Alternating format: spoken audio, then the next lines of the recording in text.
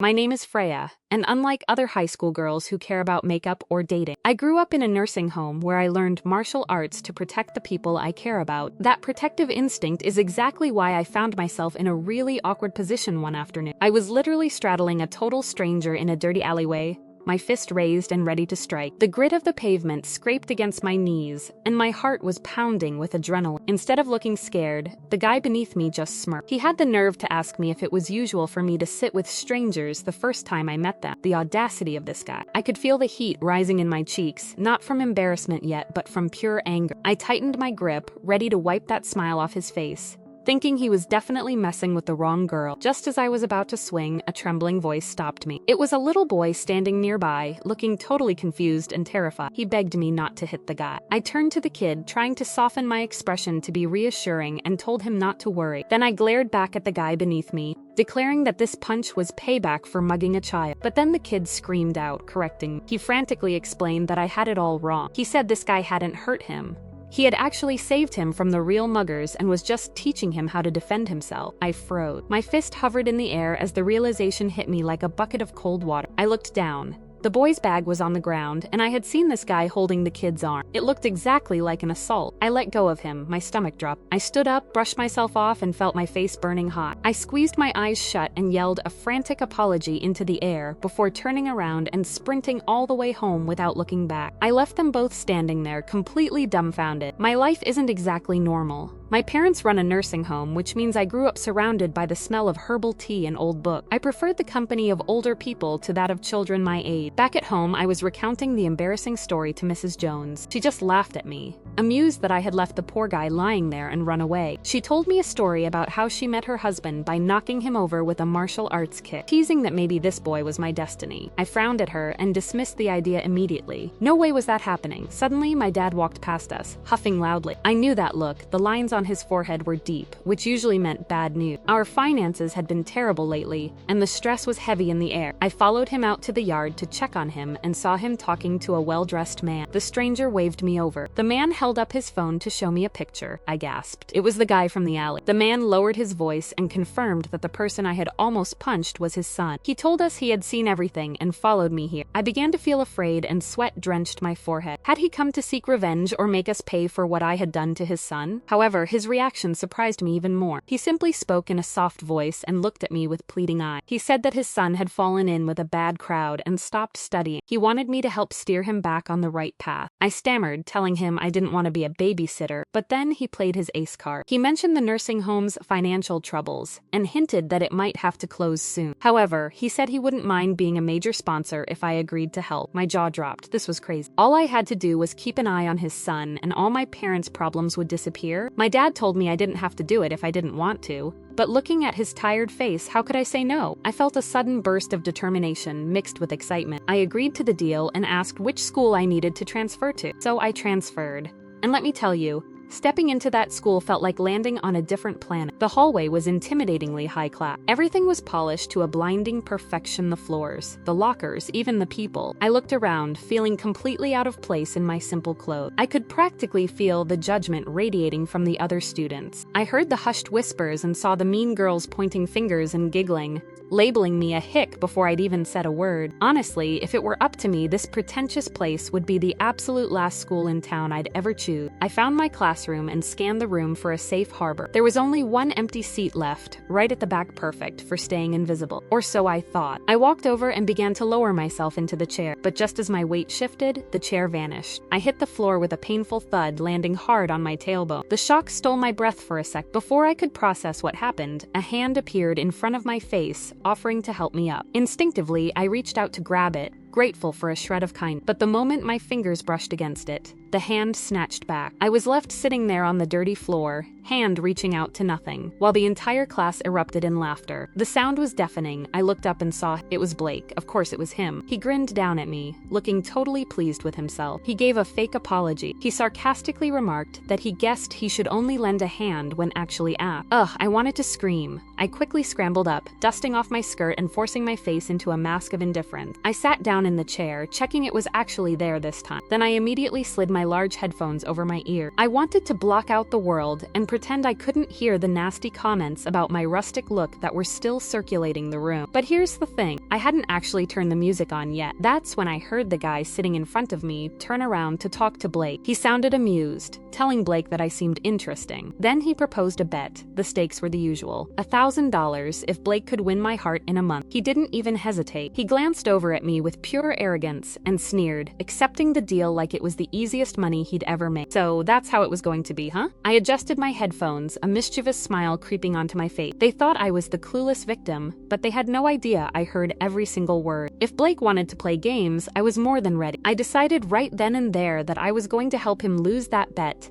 and maybe make him work a little harder for his pocket money than he expected. True to his word, Blake didn't waste a single second starting his little game. By lunchtime that very same day, he was already putting his plan into motion. He enthusiastically ushered me toward the canteen, acting like the perfect gentleman as he guided me through the food line. He even charmed the lunch lady into giving me an extra portion of yogurt. I just looked at him thinking, nice try, buddy, but I know exactly what you're up to. I sat down, trying to ignore him and actually enjoy my food when a shrill, demanding voice cut through the noise of the cafeteria. I looked over and saw a girl with her arms crossed, standing over a boy who looked terrified. The students at the table next to me immediately started whispering that there went Chloe again, and asked why she always targeted Kai. So her name was Chloe, and the poor guy was Kai. I watched as Chloe barked orders at him, demanding he get up and fetch her a cupcake just like the one he had on his tray. Geez, why did some girls think it was okay to treat guys like personal servants? The entitlement made my blood boil. Unable to sit still, I stood up and marched over to their table. Without a word, I snatched the cupcake right off Kai's tray and shoved it straight into Chloe's open, complaining mouth. Cream and frosting smeared all over her face, silencing her instantly. I couldn't help but laugh at the mess. I sarcastically asked if she was happy now, mocking her by saying her arms must be so broken that she couldn't get food herself, so I was just helping out by feeding her. Chloe was wiping the frosting from her lips, looking equal parts surprised and furious. She screamed that I was dead meat and raised her hand to slap me, but compared to the martial arts training I did with my dad, she was moving in slow motion. I easily dodged the strike, and the momentum caused her to lose her balance and fall to the ground in a heap. Ignoring the gasps from the room, I calmly sat down next to Kai. I pushed my extra yogurt toward him and apologized for wasting his cake, telling him he could have my yogurt instead. That's how Kai became my first real friend at this shiny, superficial school. He's incredibly witty and smart, with an academic record that's honestly intimidating. It turned out he was there on a scholarship, which explained why he didn't quite fit in with the rich kids just like me. As we talked, I glanced over at Blake. He looked seriously annoyed, glaring at us. I bet he was just fed up with being teased by his friends, since I just totally ignored him. Oh, but you have to give him points for persistence. Or maybe just stupidity. He didn't give up that easily. The next morning, he showed up right in front of my house. Of course, I walked straight past and pretended not to see him. I was walking to school when I heard a car engine purring slowly beside me. I glanced over to see Blake behind the wheel, creeping the car along at my walking pace. He was trying to look cool. I didn't even break my stride. I turned to him and told him flatly that I'd rather run 2 laps around the schoolyard for being late than share a ride with him. He kept trying, though. Later, in the school hallway, he resorted to physical comedy. As I was walking to class, he stuck his foot out and tripped me. I hit the ground hard, my knees stinging from the impact. Immediately, he reached out his hand, putting on a show of being the helpful hero, just like the first day. But I wasn't falling for it literally or figuratively. I scrambled up on my own, brushed the dust off my clothes with exaggerated dignity, and looked him dead in the eye. I told him that between him and the floor, I picked the floor. He even tried the classic romantic gesture. One afternoon, he was waiting for me at the school gate, holding a massive bouquet of roses. The scent was overpowering even from a distance. I took one look at them and started fake coughing loudly, doubling over as if I couldn't breathe. Blake actually looked worried for a second, panic flashing in his eyes as he asked if I was allergic to flowers. I stopped coughing instantly, straightened up, and looked up at him with a deadpan expression. I told him nope, but that I was allergic to immature and boring people like him. Then I walked off. Seriously, did he think every girl would fall for these lame cliché tricks? He was going to have to do better than that. This game of cat and mouse carried on for the next few weeks. He tried everything, and I dodged everything. But then one afternoon, he decided to ambush me in the library. I was studying with Kai, enjoying the peace and quiet, when Blake marched over and dropped a jewelry box on the table. Inside was a necklace, expensive, shiny, and totally not my style. I looked at it for a second, then slid it right back across the table to him without saying a word. I turned back to Kai, resuming our conversation as if Blake didn't exist. That was the last straw for him. Blake slammed his hands on the table, the sudden noise making everyone jump. He yelled out, asking if I was seriously turning him down for a nerd like Kai. I glared at him. I told him that Kai was smart, gallant, and sophisticated. Everything he wasn't. I pointed out that all he knew how to be was a troublemaker. His face turned red, and he asked angrily if I was looking down on him. I let out a scoff of disdain. I told him I was wondering how long it would take for him to finally figure that out. I reminded him that we were in the same group for the English literature project, yet he hadn't contributed a single sentence to our essay. I joked that he probably thought The Grapes of Wrath was the name of a rock band rather than a book. Blake crossed his arms, his pride clearly stung. He challenged me, asking if I would go on a date with him if he managed to finish the essay all on his own. I thought about it for a second and agreed, but I set a high bar. I told him he had to score an A, or he could forget about ever taking me out. My trick actually worked. For the next few days, I saw Blake in the library, actually reading and writing. One afternoon, I walked past and saw him fast asleep with his face pressed against an open notebook. I quietly flipped through his homework. Surprisingly, he was smart, but he had been neglectful of his studies for so long that he was making careless mistakes. When the teacher handed back our essays a few days later, I watched Blake's reaction closely. His face fell. He had gotten even though he knew he had lost the bet, he didn't storm out. He stayed in his seat, rereading the teacher's red ink comments with a serious expression. It seemed like this was the first time in his life he had actually put genuine effort into something and cared about the result. I couldn't help but giggle. I walked over to his desk and teased him, asking if he was still in denial of his failure. Blake turned his head away, refusing to look at me. Seeing this rich, arrogant boy look so defeated over a school grade was actually kind of cute. I couldn't leave him like that, so when he wasn't looking, I left a gift box on his desk with a note inside. That was a set of clothes I had bought for him, and an invitation to meet me at a local bar that weekend. You might wonder why I bought him clothes. Well, you'll see. That Saturday night, I waited by the bar entrance. When Blake finally showed up, I almost burst out laughing. He was wearing the outfit I had gifted him, and he looked absolutely miserable. It was a dated, slightly tacky ensemble that looked like something a grandpa would wear to a bingo night, not a club. He immediately started complaining, whining that he couldn't go inside wearing those old-fashioned clothes because his friends would definitely laugh at him. I just sneered at him and asked if he had invited his friends along just to prove he had won the bet. I even asked him point blank if I would get a cut of the $10,000 if he succeeded. Blake looked completely shocked. He stammered with wide eyes, trying to admit that he was just joking about the bet at first, but claimed his feelings had actually changed. I didn't let him finish his excuse. I cut him off, told him not to worry about it, and just grabbed his arm to drag him inside. Sure enough, his group of high society friends was already there. Chloe, the girl I had shoved cake into, immediately smirked and made a snarky comment about whether the fish had gotten hooked, obviously referring to me. I decided to flip the script right then and there. I put on a frantic, panicked face and told them that yes, I was trapped. Then I begged them to quickly give Blake the $10,000 because his family had gone bankrupt and was in dire need of money. Chloe looked bewildered and accused me of lying. I pointed at Blake's terrible outfit as proof, telling them to look at him was wearing donated clothes because even his branded items had been liquidated to pay debt. I shot Blake a quick wink, hoping he would catch on. To my surprise, he reacted immediately. He stepped forward and started pleading with them, asking to borrow some money because he needed a place to stay and cash for a sports car. The change in his friends was instant and ugly. Their smiles vanished.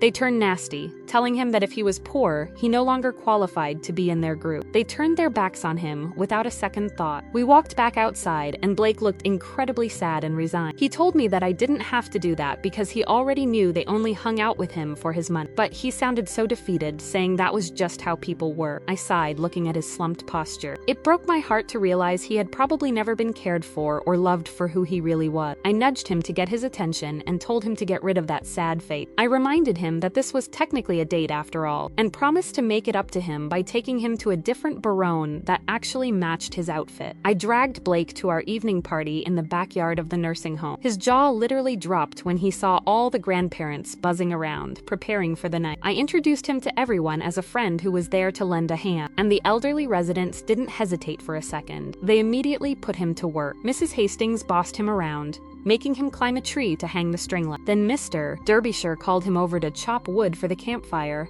and before he could catch his breath, Mr. Shaw was making him taste his strong homebrewed beer. I watched from a distance, expecting him to complain, but the next thing I knew, Blake was sitting on the drum throne, jamming out with the band. It was actually really sweet. It had been a long time since we had a young volunteer, and the energy was amazing. Mrs. Jones leaned in close to my ear and teased me. She whispered that the boy seemed fine, and that she had noticed the way he looked at me. I felt a blush creeping up, but I said that he wasn't suitable for me. I shrugged it off, but deep down, a wave of disappointment washed over me. Seeing this different, kinder side of him was dangerous, because I actually liked it. But I had to remind myself that we were still from completely different worlds. The next morning at school, reality came crashing back. I saw Blake hanging out with those same greedy friends again. It looked like he hadn't learned his lesson at all. I felt frustrated, thinking all my efforts to show him real friendship had been in vain. I angrily swung my locker open, and a small piece of paper fluttered out. It was a note. It said to meet at the library at 6 p.m. when everyone had left because he had a surprise for me. It was signed B. I knew I shouldn't be like this, but I couldn't help it. I waited in the library for hours, feeling a mix of nervousness and excitement. Finally, the last student left. But the moment I was alone, the lights suddenly cut out, plunging the room into pitch blackness. Then I heard the heavy library door slam shut. Panic set in instantly. I may excel at martial arts and fighting bad guys, but I am terrified of the dark. I screamed, my voice echoing in the empty room. With shaking hands, I fumbled for my phone. The first person I thought to dial was Blake. I called him, then slumped down against a bookshelf, sobbing in fear. Suddenly, the sound of the door unlocking made me jump. As soon as the door swung open and light poured in, I saw a silhouette. I didn't think. I just ran and threw my arms around him, burying my face in his chest. Then I heard a voice ask if I was okay, saying he couldn't believe Chloe did this. I froze. That wasn't Blake's voice. I looked up and realized it was Kai. He had been the one to open the door. Just seconds later, Blake came running up, breathless, asking if I was okay. I stood there, totally confused and mortified. I hugged Kai, thinking it was Blake. Overwhelmed by embarrassment and adrenaline, I quickly let go of Kai and ran away without explaining anything. I ran until my lungs burned, then stopped to catch my breath. It hit me then, when I was in danger, the first person I had thought of, the person I wanted to see, was Blake. That realization scared me more than the dark. Could it be that I actually liked him? At that exact moment, my phone rang. It was my dad, and his voice was shaky. He told me that Mrs. Jones had suffered a sudden heart attack and needed surgery immediately. The problem was the cost. It was astronomical, and we didn't have it. My mind raced. Where could we get that kind of money instantly? Then I remembered Blake's dad. Desperate, I dialed Mr. Morris. When he picked up, I didn't have time for pleasantries. I told him that Blake had stopped hanging out with his bad friends and was doing his homework. I begged him, saying I really needed the money right now because it was urgent. Suddenly, a cold voice came from behind me asking if I was just bringing him out to trade with his dad. My heart stopped. I turned around to see Blake standing there. He had followed me and heard the entire conversation. I stammered, trying to explain, but he looked devastated. He asked me if he was just a money-making tool to me, and if all this time I had just been training him like a pet. I wiped the tears from my face, trying to tell him it wasn't like that, but the image of Miss Jones dying flashed in my mind. I shouted that we would talk later because I didn't have time for his selfish thoughts right now. Then I turned and ran like crazy toward the hospital. When I got there, the scene was bleak. My parents looked desperate, and the money hadn't arrived yet. I called Mr. Morris again, praying he had sent the funds. Instead, he was furious. He yelled at me, asking why I claimed Blake had changed when the police had just called him. Apparently, after our argument, Blake had gone out, got fined for speeding, and resisted the police. Mr. Morris told me never to call him again and hung up. I dropped the phone, devastated. My dad sat down next to me and pulled me into a hug. He told me not to worry. He had made a decision. He was going to sell the nursing home land to pay for Mrs. Jones's surgery. He said everyone had already agreed to move to a government nursing home. My heart shattered. I had tried to save everything, but I ended up losing it all. My home, the residents' happiness, and Blake. 6 months passed, and life looked very different. We had sold our house and moved to a new town, taking Mrs. Jones with us. One afternoon, I was out in the garden watering the plant. The smell of damp earth usually calmed me down, but lately I just felt a hollow ache in my chest. Mrs. Jones was sitting nearby in her wheelchair, enjoying the sun. She had recovered well from her surgery, which was a relief, but I missed the chaotic noise of the old nursing home. I missed the other grandparents, and if I were being honest with myself, I missed Blake. I still kept in touch with Kai, and he had updated me on what happened. Apparently, Blake had actually gone to a military school, just like his dad had wanted. When I heard that, I was stunned. Mrs. Jones, sharp as ever, seemed to read my mind. She looked at me and gently advised that I should talk to him. She didn't mean I should apologize for the past, but rather that I should confess my actual feelings to him. She warned me that if I didn't, I would regret it later. She patted my shoulder to comfort me, but I just looked down. I felt so guilty about how things ended, and I didn't have the courage to face him. Just then, my dad walked into the yard holding an envelope. He told Mrs. Jones she had a letter. Mrs. Jones opened it, and her eyes widened. She called me over to look. It was an invitation to a concert at a nursing home. But not just any concert, it was our concert, the one we used to plan. My hands trembled as I took the invitation. What was this? A few days later, I was pushing Mrs. Jones's wheelchair toward the entrance of a place called Sunflower Nursing Home. As soon as we crossed the threshold, the emotions hit me like a truck. Tears started streaming down our faces because everyone was there. All the grandparents from our old home, the ones we thought we'd lost touch with forever, were right there in front of us. One of the elderly residents wheeled over to us, absolutely beaming. He explained that this was all Blake's doing. He told us that Blake was actually an incredibly kind soul. He had managed to track down every single resident and had built this dream nursing home just for them. He added that Mrs. Jones and I were actually supposed to be the surprise gift the residents had prepared for Blake. But the moment Blake saw us arriving, he panicked and ran away. Hearing that, my heart started hammering against my rib. Was he actually here?